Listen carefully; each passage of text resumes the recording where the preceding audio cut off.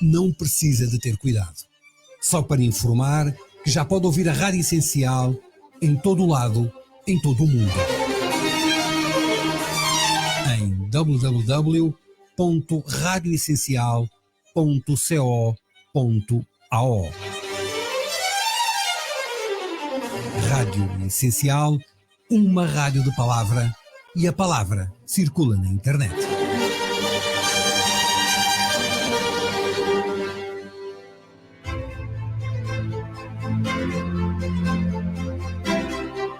O resumo da semana no programa Dias Andados com Sueli de Melo.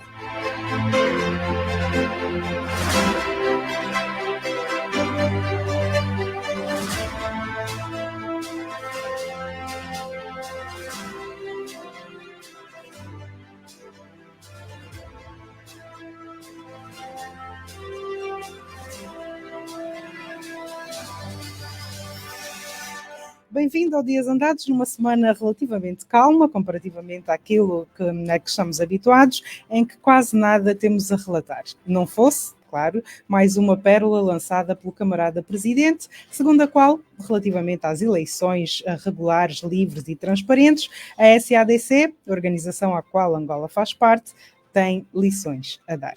É na coito. Segundo João Lourenço, nesta região, as eleições não têm dado aso a contestações violentas, o que para o Presidente da República é uma indicação de que os resultados não violam as regras.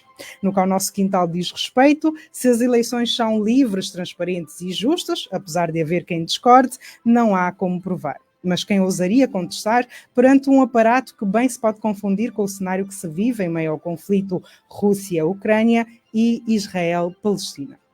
Pois, foi exatamente o que se viu logo após as eleições de 2022. Apesar das várias ameaças de manifestações e contestações por parte de um considerável grupo que teimava em não reconhecer a vitória do MPLA e até dos avisos do maior partido na oposição de que dessa vez não aceitaria ser roubado e que sairia à rua com toda a força, a verdade é que o aparato policial montado reprimiu qualquer iniciativa nesse sentido. Tudo quanto era polícia estava na rua, com realce para a Polícia de Intervenção Rápida, a Brigada de Patrulha, bem como militares ligados à Unidade de Guarda Presidencial, todos armados até aos dentes, como se de uma ameaça de guerra se tratasse. O que fez com que todos os contestatários colocassem o rabo entre as pernas e que o líder da UNITA pedisse serenidade e abortasse o plano, o que inclusive lhe valeu fortes críticas. Sejamos honestos, Sr. Presidente. Assim, fica fácil demais dizer que não há contestação. Até porque já diz o velho ditado, cantado pela dupla brasileira Teodoro e Sampaio, quem tem medo. Ninguém no mundo é feito só de coragem, conta vantagem, mas esconde seu segredo. Tenho certeza, eu garanto e bato o pé, aposto com quem quiser, quem tem...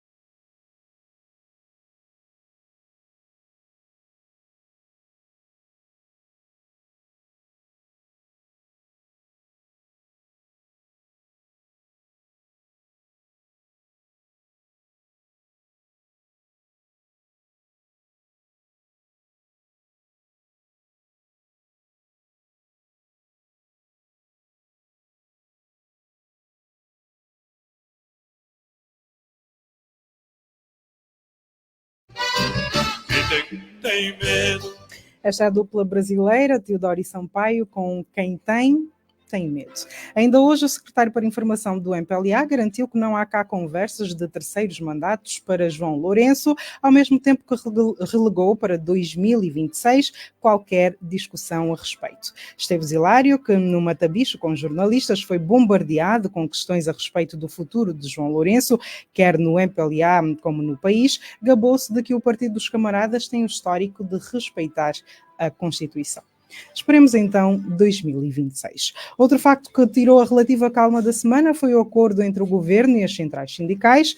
Parece paradoxal, tendo em conta que o que mais se queria era que as partes se sentassem e resolvessem os seus diculos, mas, ao que tudo indica, muito boa gente, inclusive dentro da comissão negocial do lado dos sindicatos, não ficou satisfeita com o acordo.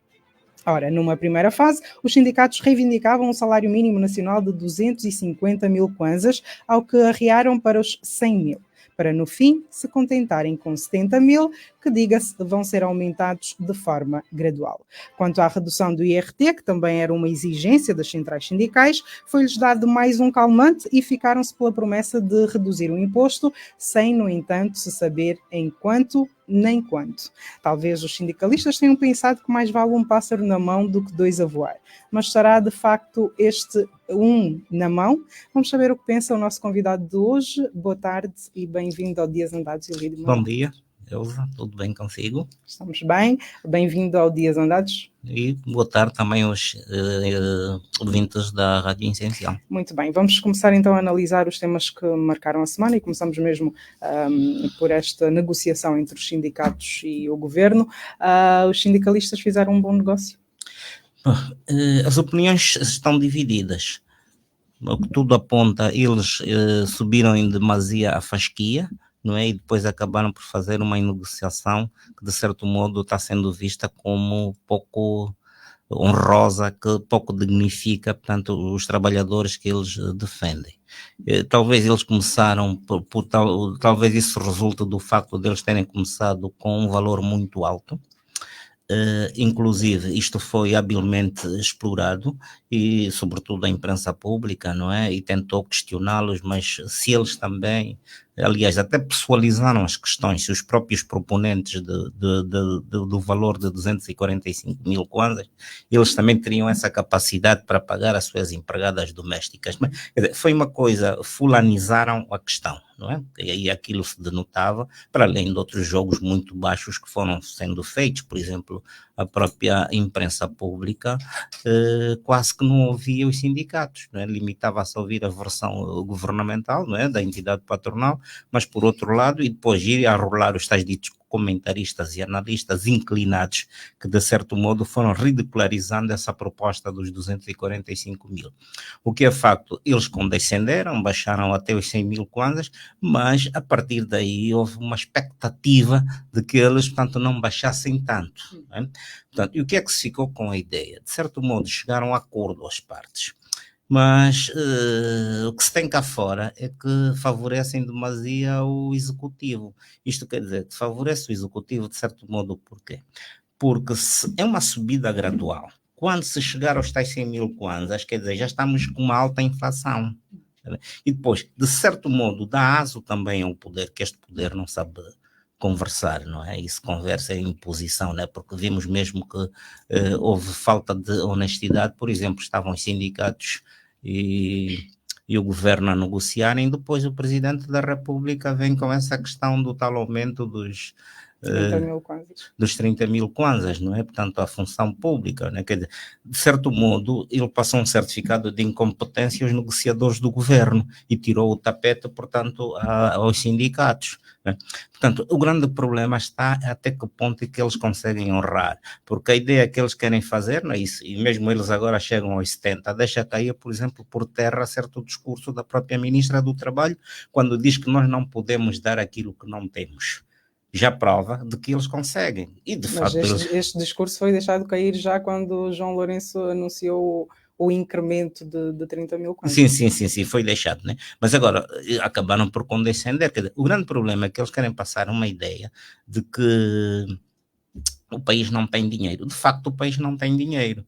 Mas também, boa verdade, só a camada, portanto, mais desfavorecida é que vai apertando o cinto, quase a comer as fivelas, enquanto eles continuam a apostar no despesismo, não é? O despesismo não é uma contenção das despesas públicas, não é? E isso, naturalmente, faz com que não se consegue fazer uma gestão que, no sentido de um orçamento geral, não é? Que de certo modo pode ajudar a sair o país da crise. Quer dizer, e depois também não temos, quer dizer, os contrapoderes que nós não temos é que deveriam questionar, por exemplo, onde é que se vai buscar este dinheiro, né? Se o orçamento foi feito, é naturalmente que este dinheiro vai sair de algum lado. Algum saco azul onde se vai buscar este dinheiro para se pagar mais 30 mil aos funcionários públicos. É uma questão que vai ficar no ar. O porta-voz dos sindicalistas justificou o acordo com a possibilidade de, caso insistissem, muita gente ir para o desemprego. Nesta ordem de ideias, houve bom senso da parte dos sindicatos?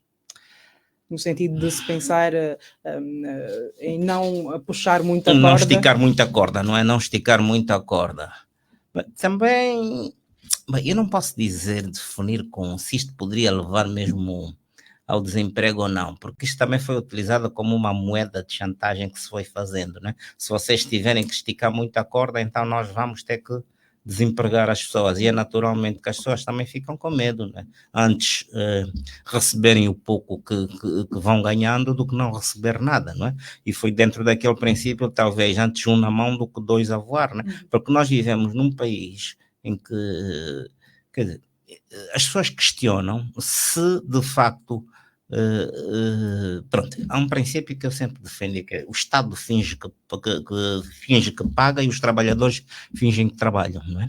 Isto porquê? Porque nós chegamos a uma determinada situação em que, vamos lá, um indivíduo que tem um salário de, vamos lá, vai 40 ou 50 mil kwanzas, só o quanto é que ele gasta em matéria de táxis, se ele vive numa área muito distante do local do trabalho. E por outro lado, não só táxi, alimentação, depois tem as despesas da Tavio, né? Porque ele tem que estar minimamente apresentado no local de serviço. Quer dizer, no final chega-se a fazer as contas, não é?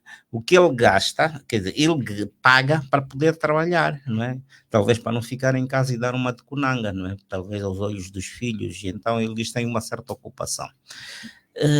E são essas questões que nos levam, portanto, a fazer essas considerações. Portanto, as opiniões vão sempre ficar divididas, não é? Mas naquilo que é a sua opinião, acha que, tendo em conta este bom senso que eu digo, que eu pergunto, se terão tido os sindicalistas, foi um bom negócio?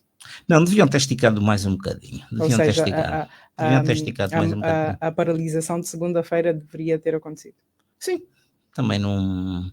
Porque já se tentou fazer uma coisa que desta vez eles já antes faziam, que era descontar os trabalhadores, era uma forma de intimidação, mas ficou provado que nesta última greve, de certo modo, as pessoas não se deixaram intimidar, quer dizer que tinham mesmo um objetivo que era de tudo ou nada, não é? E de certo modo, é por isso que elas dizem que foram traídas, que elas estavam dispostas a consentir um determinado sacrifício, mas para mais à frente eles poderem ter, portanto, colher os frutos desse sacrifício. Acha que os trabalhadores estão com esse sentimento de traição? Isso haverá sempre. E também partindo do princípio que ninguém é obrigado a aderir à greve, não é? Ninguém é obrigado a aderir à greve. Não, eu digo, os trabalhadores, com esta negociação que foi feita entre o sindicato e o governo, acha que os trabalhadores, de um modo geral, se sentem traídos pelos sindicatos? Bem, é um bocado difícil, as opiniões estão divididas. Eu, pelo menos, tentei a nível das redes sociais e a maior parte inclinava para o facto de dizer que tinham, portanto, que os sindicatos acabaram de se render junto ao executivo. Mas houve uma outra parte que também dizia que não, que era o acordo possível, que não havia outra possibilidade de, portanto, eles esticarem mais a corda. Acha que foi o acordo possível? De certo modo até, né? Mas por mim deviam ter esticado mais um bocadinho. Se tivessem insistido, teriam tido outros ganhos, né?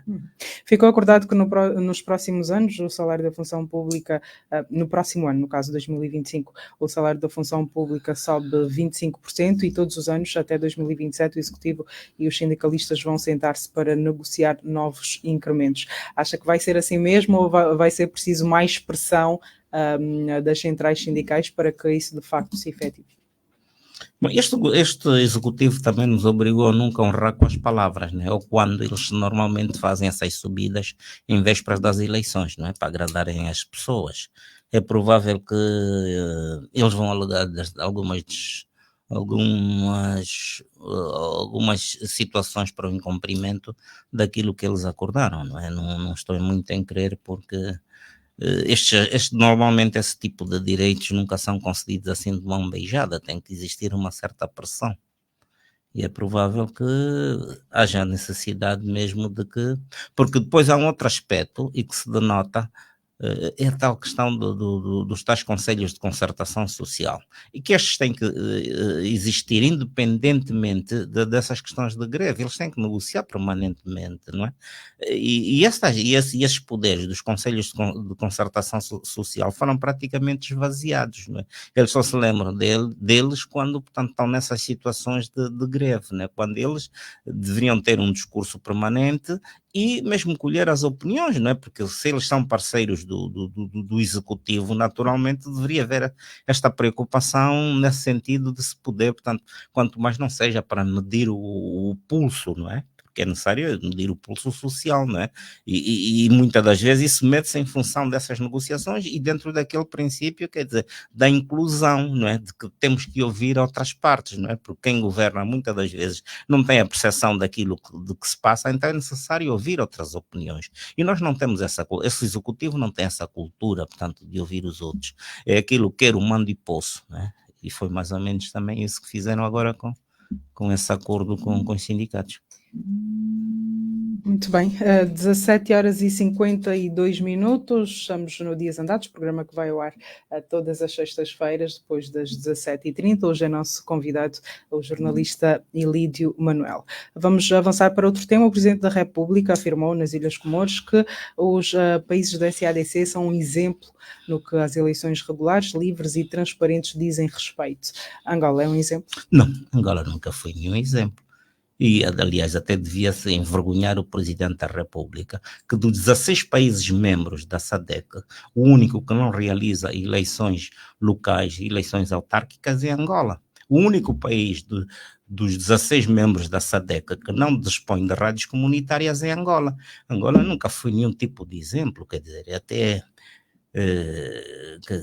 eu acho que é muita desonestidade misturar países sérios, né, com o caso destes países onde as eleições são sempre questionáveis, não é? Dos 16 países da SADC, apenas 5 realizam eleições exemplares. E se quiser eu posso lhe dar quais são os nomes. A República da África do Sul tem eleições credíveis, exemplares, a Namíbia, o Botsuana, as Seychelles, as Maurícias. E no caso da Zâmbia, quer dizer, ainda que timidamente, né, mas a Zâmbia já se começa, portanto, a colocar as últimas eleições, pelo menos, foram das melhores que decorreram.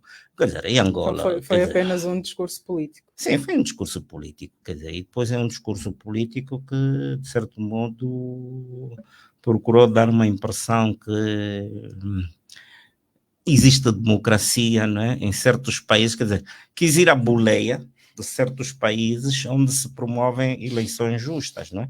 Portanto, países como o Lesoto, o Malawi, Moçambique, o Zimbábue, a Suazilândia, a Tanzânia, nunca tiveram eleições, e mesmo Angola, não é? Angola nunca teve eleições que sirvam, portanto, de modelo, não é?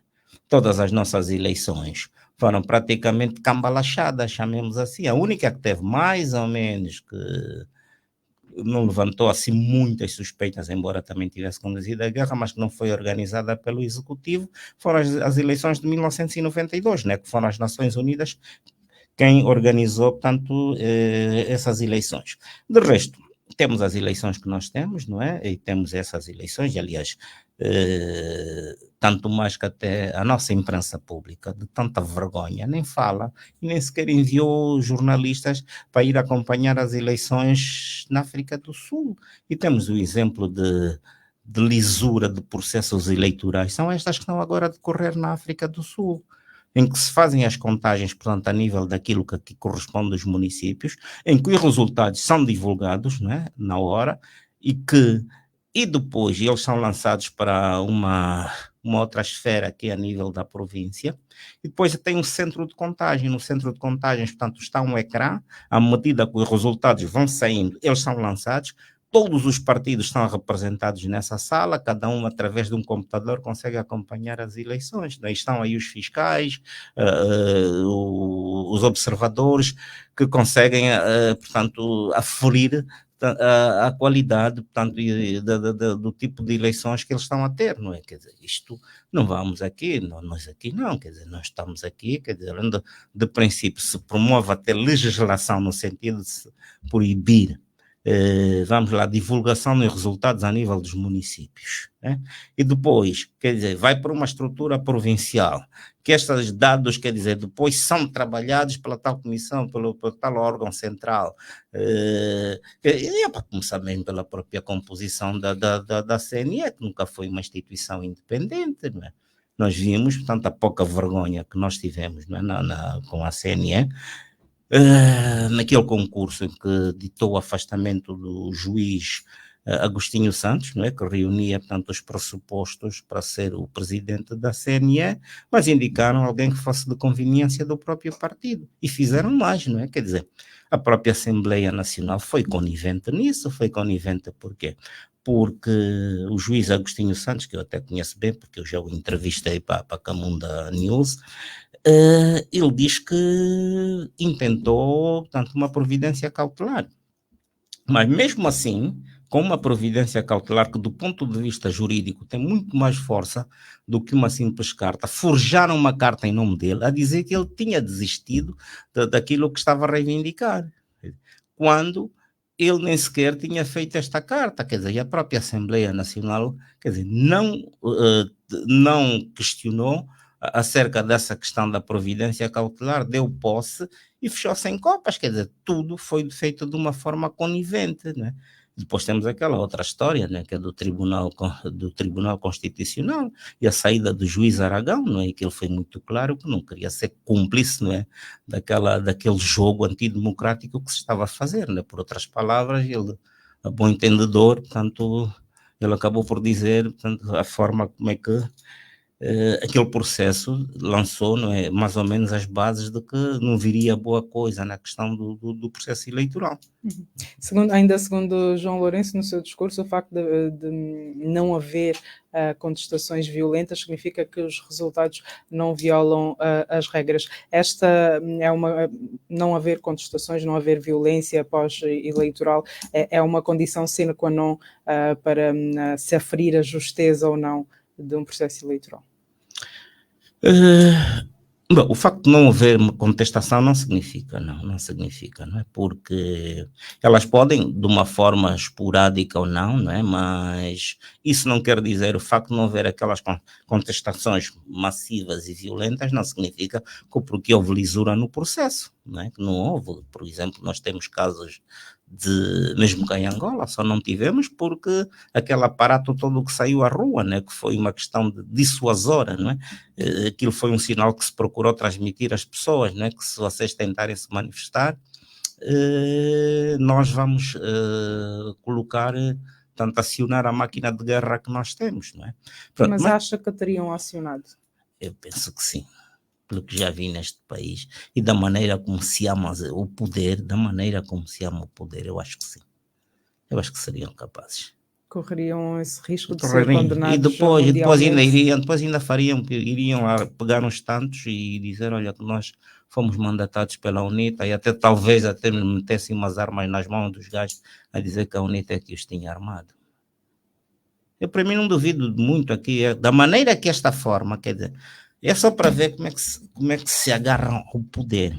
Portanto, se houvesse esta vontade, portanto, de se governar em prol e se pensar em prol da nação, né? Se tivessem um projeto de nação, teriam promovido as eleições autárquicas, não é? E as eleições autárquicas já vêm praticamente dos acordos de Alvor, portanto, e nunca foram implementadas, né? Pronto, tivemos aquele período de guerra, ainda ouvi há dias, acompanhei pelo menos a nível do Parlamento, e depois foi na Zimbo, não é? Num debate em que se diz que não realizamos as eleições autárquicas, que, né, depois de 92, por causa da guerra, que a UNITA levou a cabo. Pronto, até podem ter as suas justificações, mas o país já está há 21 anos de paz, em paz, estamos há 21 anos em paz, portanto, estamos há 21 anos em paz. Nestes 21 anos de 21 não, até 22, estamos há 22 anos de paz. Em 22 anos já se realizaram 4 eleições, quer dizer, gerais. Se houvesse vontade também de se realizar as autarquias, já o teriam feito. Bom, mas é que as autarquias pressupõem uma divisão do poder pela horizontal. Portanto, e um partido que, de certo modo, sempre governou, que se conhece um partido arrogante, como sempre foi o MPLA, um partido que se julga que é o herdeiro da nação, não é? Que é o único, aliás, também já se dizia, quando era partido único, não é? Que a força dirigente, o MPLA era a força dirigente da nação. É naturalmente que eles não estão inclinados, não têm a mínima vontade, não é, de promoverem eleições que possam levar a uma divisão do poder. Mas isto, de certo modo, satisfaz o ego, satisfaz a vontade de manutenção, mas estão a prejudicar o país. E nós todos, neste país, somos todos peregrinos. Estamos a comprometer as futuras gerações. E as futuras gerações são aquelas que vão herdar as dívidas, por exemplo, essas dívidas que agora estão a fazer, que há indivíduos, cada angolano, não tem cá números, mas cada angolano já deve um X ao estrangeiro, e naturalmente aqueles que ainda não nasceram também já serão engajados na dívida, né? Uma dívida do Estado naturalmente engaja os cidadãos. Portanto, não se está a pensar num país como um todo, naquilo que cada uma, não se pode dizer, hoje nós estamos a governar e eles não dizem, pá, mas qual é o legado que nós vamos deixar de bom para o país? Porque estamos todos de passagem, todos nós somos todos peregrinos nesta terra, mas também seria bom que tivéssemos um bocadito, refletíssemos um bocadito que as gerações vindouras não podem pagar, quer dizer, os erros cometidos por esta geração. Porque estamos a comprometer gerações vindouras. E não estamos a pensar em Angola, estamos simplesmente a pensar num projeto sobre poder, manutenção do poder e a qualquer preço. Pegando este gancho, a 31 de maio de 1991 foram assinados os acordos de Bicesse, que viriam impulsionar a implementação do sistema democrático multipartidário. É uma questão que fez no seu Facebook e já meio que respondeu aqui, mas eu vou provocá-lo e refaço-a assim. 33 anos depois, a democracia é um facto ou apenas uma intenção? É uma intenção. É uma intenção. Somos um país com intenções de democracia, mas que ainda não é um facto. Não somos verdadeiramente democráticos. Não somos, falta-nos muito, porque uma democracia pressupõe contrapoderes fortes, e nós não temos esses contrapoderes fortes, nós temos poderes concentrados numa só pessoa. E aí temos mas esses contrapoderes dependem de quem? Dependem de quem? Dependem... Para que haja esses contrapoderes. Que não sejam esvaziados, não é?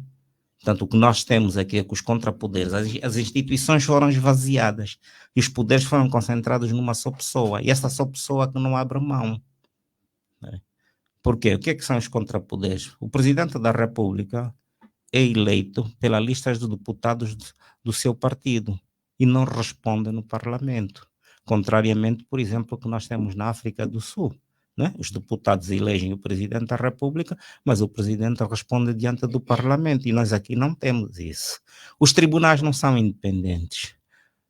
E é preciso ver que mesmo embora simulem que haja uma eleição entre eles... Mas as instituições, fala-se muito que as instituições não são independentes, as instituições são feitas por pessoas.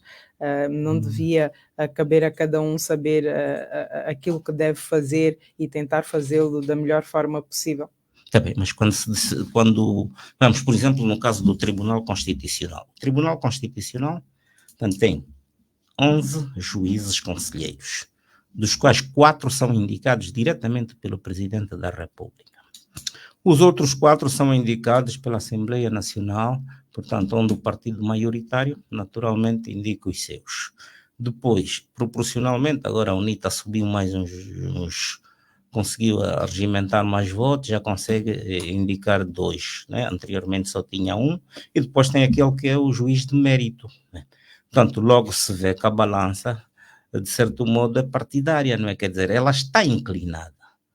E, naturalmente, eles, quando têm uns estatutos do próprio MPLA, que diz, não é? Aqueles que são militantes ou coisa assim parecida, obedecem, portanto, às orientações do próprio partido. Portanto, deixam de pensar pela própria cabeça. Pensar pela própria cabeça. E depois ainda mais, não é? Nesses tribunais superiores, eles fazem a eleição de 3 juízes, não é? E o presidente tem a prerrogativa de escolher um deles, nem que seja o menos votado, não é? Até pode ser o menos votado, mas se lhe agradar e que faça o jogo do partido, essa pessoa que é indicada. Quer dizer, enquanto o poder judicial continua subserviente, né? Quer dizer, não se pode falar em democracia. Hoje temos sérios problemas, é bem verdade que fala-se da tal diplomacia económica, né? O presidente faz várias viagens para várias partes do mundo para ver se consegue atrair investimento. Mas com esse tipo de justiça que nós temos, ninguém arrisca cometer aqui o seu dinheiro. Porque uma das coisas que os investidores têm acima de tudo, né, em países com altos níveis de corrupção, como o nosso, eles naturalmente colocam os seus interesses acima daquilo, portanto, que seja, vamos lá, numa relação, né? Portanto, eles não precisam, por exemplo, que seja a UNITA ou outras, ou a sociedade civil a dizer que a nossa justiça está inquinada. Eles têm as embaixadas e eles pedem essas informações todas, esses escândalos todos que estão-se a registrar a nível do Tribunal Supremo. Esta nomeação de juízes com cadastros queimados e não sei o que, isto tudo, quer dizer, tem reflexos negativos.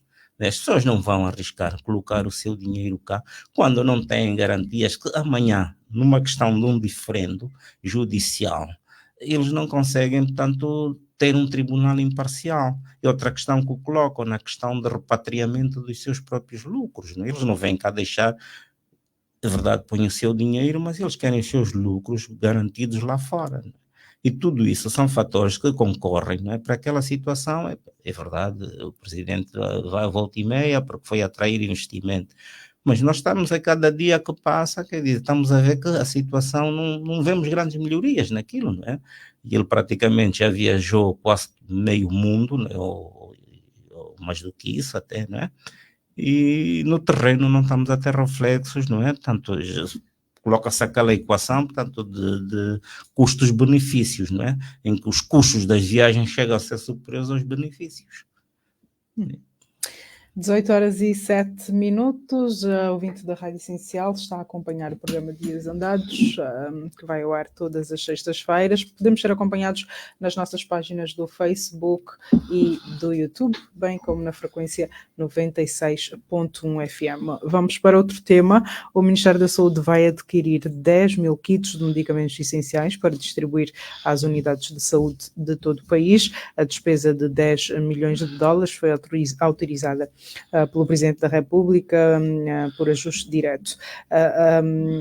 Elidio Manuel, eu questiono-lhe, de volta e meia os hospitais se queixam de falta de medicamentos e que os remédios muitas vezes vão parar às farmácias privadas ou até mesmo aos mercados sem que ninguém saiba explicar o porquê. Como garantir que não aconteça o mesmo com estes kits que vão ser adquiridos? Bom, eu penso que aí também funciona aquilo que é um bocadito na lei do comércio, né? Portanto, a procura e a oferta. Eu acho que se tiverem os hospitais estiverem inundados de medicamentos, daria menor margem, portanto, para estas situações. Mas a verdade é que os hospitais não têm medicamentos. Não têm medicamentos, não é? Porque também não se importa, não é? Eu acho, por exemplo, esta importação para mim já é tardia. Nós tivemos um período, até se justifica, não é? Este caso é um dos casos em que se justifica, portanto, o ajuste direto, a tal contratação simplificada, não é? São questões de saúde, são questões de emergência, mas nós tivemos o pior período que nós vivemos foi o período das chuvas, e é naturalmente que nós temos os picos em matéria de paludismo. Nessa altura, sim, devia-se fazer a importação de antipalúdicos, no sentido de se inundar o mercado, não dá, quer dizer, tornar as coisas acessíveis, né? Porque agora, quer dizer, vai-se importar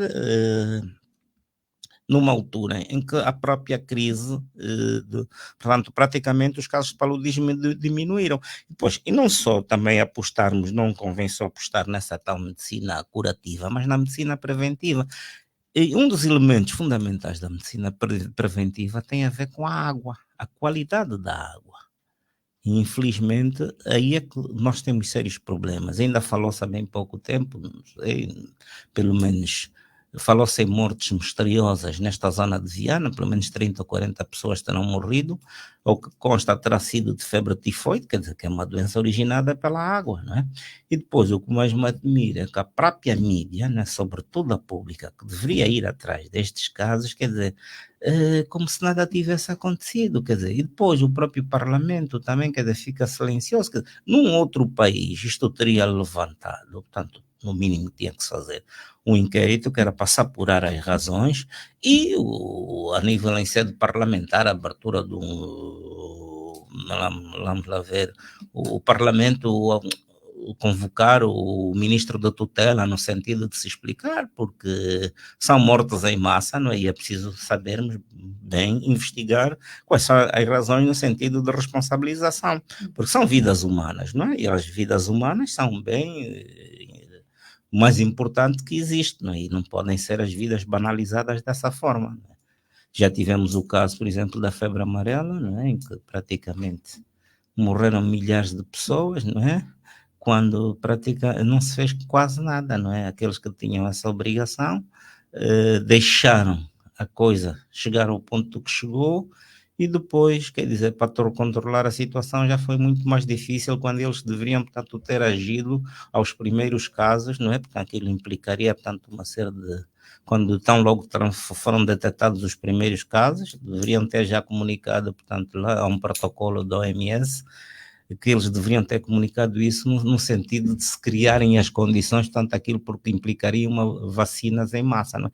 E parece-me que aquilo tem que ser preparado com alguma antecedência, né? Porque são milhões de vacinas e eu estou a dizer isto, né? Porque tenho pessoas ligadas tanto aos meios médicos e que me passam essas informações, e eu acredito que até prova em contrário que eles me dizem, tanto tem alguma consistência, não é?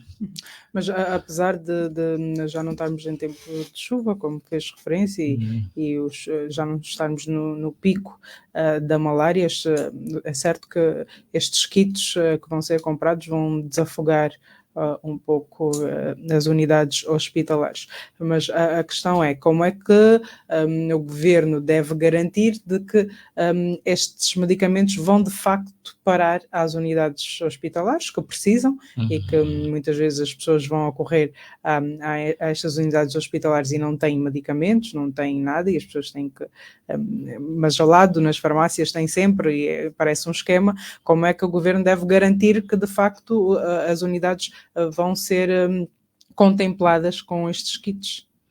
Talvez seja um problema de fiscalização, não é? Porque tem que se fazer isso, tem que se refinar os mecanismos de fiscalização, porque isso, desvios vai haver sempre. O importante, portanto, é que não sejam, portanto, muito elevados, não é? Porque isso que ele vai parando, que vai parar sempre aos circuitos informais, isso vai, né? Isso nós vamos sempre verificar. Também temos os casos, há denúncias de que os próprios profissionais de saúde também contribuem para esses desaparecimentos. Sim, também há denúncias. De se controlar isso. Também há... É aquilo que se diz, né? Numa casa onde não há pão, todo mundo ralha, não é? E ninguém tem razão, não é? Agora,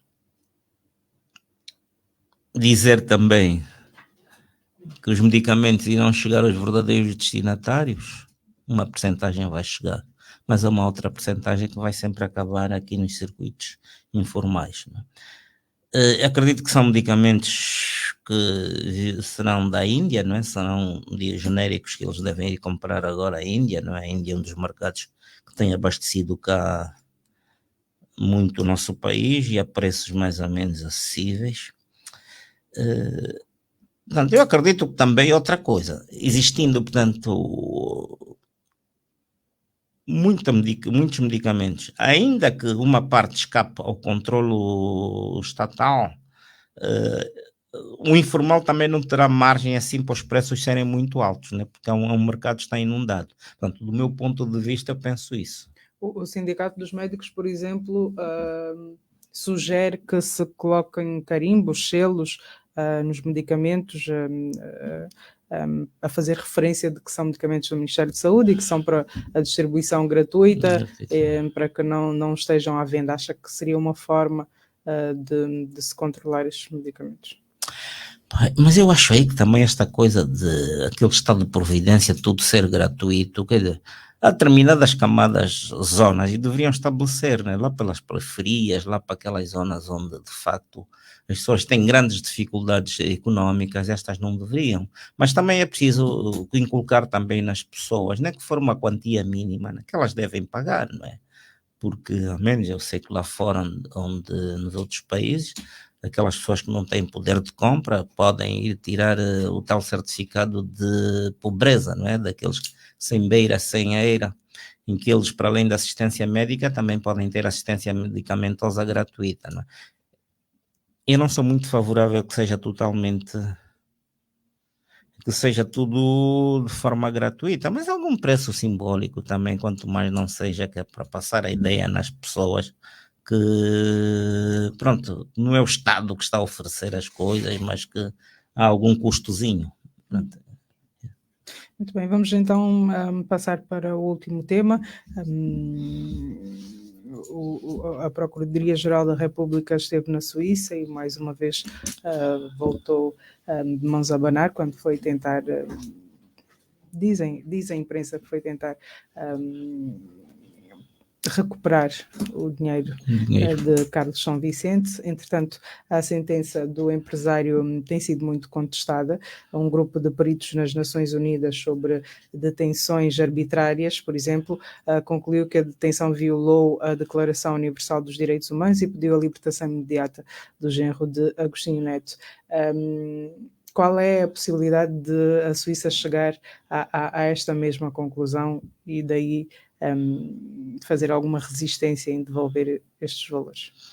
Mas em relação a esta resolução das Nações Unidas, eu acho que de certo modo foi infeliz, não é? De certo modo foi infeliz porquê? Porque acaba por interferir na soberania de um Estado, não é? E os tribunais, portanto, pelo menos a nível interno, não é? Para nós podem não ser independentes, mas na relação que se tem entre Estados, não é? Eles são independentes, não é? Portanto, e depois também porque é que só o caso São Vicente, quando nós temos várias violações neste país e eles normalmente quase que nunca ergueram a voz justamente em defesa. Por exemplo, temos aqui Angola, né? E aí outra questão que se coloca, se diz que é um país democrático, né? Temos, por exemplo, presos políticos. Temos 4 jovens que estão presos só por se manifestarem, não é? Quer dizer, quando nos outros países, ainda que eles tivessem violado essa norma da manifestação, isso resolve-se com um problema de natureza civil, administrativa, paga-se uma multa, mas nós aqui não. Portanto, eles estão presos. E nesta questão, portanto, nós não vimos ainda nenhum organismo internacional a levantar a voz a favor deles. Portanto, este é o meu ponto de vista em relação ao caso São Vicente, porque tinha que ser São Vicente. Agora, nesta questão de Angola resgatar este dinheiro, não é fácil. Porque nós tivemos o caso, foi na Nigéria, do Senia Baixa, que conseguiu desviar grandes valores para a Suíça. E normalmente eles não conseguiram repatriar grande coisa. E parece-me que eles também ficam mais ou menos com uma ideia, quer dizer, o que é que adianta nós devolvermos dinheiros para terem outro destino? Quer dizer, vamos tirar de uns corruptos para entregar a outros corruptos, não é? E naturalmente, ainda me lembro... Acha que é este o caso? Estou a especular, né? Mas também não é de afastar isso, não é? Porque eles têm uma ideia mais ou menos, né? Porque vamos lá ver em que circunstâncias é que este dinheiro saiu de Angola. Foi num contexto em que já havia mais ou menos um complice, né? Porque depois dos atentados nos Estados Unidos, as Torres Gêmeas, havia, portanto, um maior mecanismo de controlo do dinheiro, não é? Portanto, os sistemas de alerta funcionavam, não é? Mas no nosso caso, este dinheiro foi saindo, né? O dinheiro foi saindo, mesmo com... Isto quer dizer que houve uma certa cumplicidade, né, dos países onde o dinheiro foi parar, e naturalmente este dinheiro, eles não estão muito inclinados a devolver esse dinheiro. Talvez fosse melhor a malta negociar na compra de qualquer coisa, ou programas que eles pudessem, programas de âmbito social, para eles faz muito mais jeito, porque nota-se mesmo que há uma resistência, que eles não estão muito inclinados nesse aspecto. O Angola, pronto, eu não conheço lá muito bem o caso. Esses 900 milhões seriam uma lufada de ar para o país, por estar no estado em que está. Uma lufada de ar. E também questionaria, não é? E o PIM também não foi uma lufada de ar. Também serviria, não é? Mas sendo aquilo... bem aplicados, no caso. Pois é uma coisa engraçada no PIM, não é? Dizem que eram 2 mil milhões de dólares, em que já não há dinheiro, né? E ainda não se pagou, ainda há dívidas. E por outro lado dizem que o PIM foi um sucesso. Eu não sei se foi mesmo um sucesso, porque eu tenho as minhas dúvidas. É verdade que pode ter contribuído para a criação de mais uma escola, um centro de saúde, mas em matéria de estradas, por exemplo, foi um fiasco. E por outro lado, eu tenho uma forma de aferir o sucesso do PIM, que é a partir da questão da contenção do êxodo rural. Portanto, se o objetivo do PIM foi criar as condições nos municípios, parte-se do princípio em que deveria fixar as populações nos municípios, né? Isto quer dizer que a qualidade de vida aumentou, a melhor oferta de serviços, então a tendência das pessoas seria ficarem no sítio onde estão, ou por outra, mesmo aqueles que estão nos centros urbanos, regressarem ao meio rural. Mas é que nós não temos. A tendência das pessoas, quer dizer, as zonas do país, grande parte dos municípios estão despovoados, porque a juventude neste momento está a abandonar e vem para as cidades em busca de melhores condições de vida, não é? Portanto, só por aí já questiono, portanto, se o PIM de facto tem estado mesmo a resolver esses problemas, porque agora quando se pensa que se criamos mais uma escola, que nós criamos mais um centro de saúde, que isto seja o suficiente. Bom, eu tive em municípios, por exemplo, na zona do Cunene, né, em que jovens conseguiram fazer, por exemplo, estudam lá, criaram as condições, conseguem fazer a 12ª classe, mas depois não têm emprego. A única solução que eles têm é procurar junto, por exemplo, vão para o Lubango, ou vão para o Undiva, ou qualquer coisa, e que nunca também são muito bem recebidos, porque também a cidade também tem as suas regras próprias e tem de absorver essas pessoas, não é? E depois criamos aquilo que... Vamos lá, o tal exército dos empregados, né, à volta das cidades, ou aqueles que está muito em voga. Parece que os sonhos agora dos jovens é serem culpapatas, não é? Conseguirem o mínimo de condições e terem uma motorizada que é para ver se conseguem desenrascar a vida nos centros urbanos. Mas olhando aqui para este caso e para a tentativa de recuperação deste dinheiro, tem-se levantado várias dúvidas sobre o combate à corrupção e o destino, falou aqui do PIM, o destino dado aos dinheiros recuperados nesse processo de combate à corrupção. Perante essas dúvidas, como é que pode ser explicado tamanho interesse do governo em recuperar o dinheiro de São Vicente? Portanto, sim, esta é uma questão que se coloca, não é? A menos que quer dizer que aquilo que já foi recuperado deveria ter reflexo na vida das pessoas, não é? Exatamente. Pronto, aí também é uma das grandes contradições. Por exemplo, nós vemos edifícios recuperados, alguns dos quais têm sido vendidos, mas questionamos, por exemplo, o Tribunal Supremo comprou agora as instalações do Tribunal de Viana. Não havia uma forma deles, daqueles ativos que foram recuperados, e eles pegarem num dos imóveis, portanto, para resolver, e não só este caso, são vários casos, não é? Porque é que, por exemplo, ainda há tempos correu a informação de que a vice-presidenta da República iria importar carros para o seu pelouro, não é? Lá para o pelouro dela não, parece que ela é coordenadora aí de uma comissão que tem a ver com aviação e trânsito ou coisa assim parecida, não é? Mas se recuperaram viaturas, não é? No âmbito do combate à corrupção, estas viaturas naturalmente iriam satisfazer os funcionários desse organismo. Quer dizer, são essas tais questões, estas tais assimetrias, não é? Em que deixam certas dúvidas, não é? E deixam certas dúvidas se de facto o tal combate mesmo à corrupção, se é uma coisa séria, não se sabe se estão a combater os corruptos de José Eduardo dos Santos e os novos corruptos, portanto, estão mais ou menos protegidos, né, porque está-se a criar outro tipo de corruptos, né? Quer dizer, que isto não oferece nenhum tipo de portanto, as pessoas não acreditam, né? Têm as suas dúvidas, mas afinal de contas, que os escândalos de corrupção acontecem. Muitos deles transitaram de um lado para o outro. E, pois, esta seletividade, né, do combate à corrupção, combate-se o A, o B e o C, em detrimento portanto, enquanto outros, quer dizer, são protegidos, quer dizer, tudo isso não abona, portanto, para o tal combate à corrupção, com a ideia que se pretende fazer passar. Não é? Acha que este modelo ainda pode ser alterado, ainda se vai a tempo? Não acredito, não acredito. Não acredita que vá acontecer ou não acredita que pudesse ser alterado a esta altura do campeonato? Não, o modelo fracassou a partir do momento em que começou a seletividade, em que uns eram vistos como filhos e outros, uns eram os enteados que estavam a ser punidos e os outros foram punidos como filhos, não é?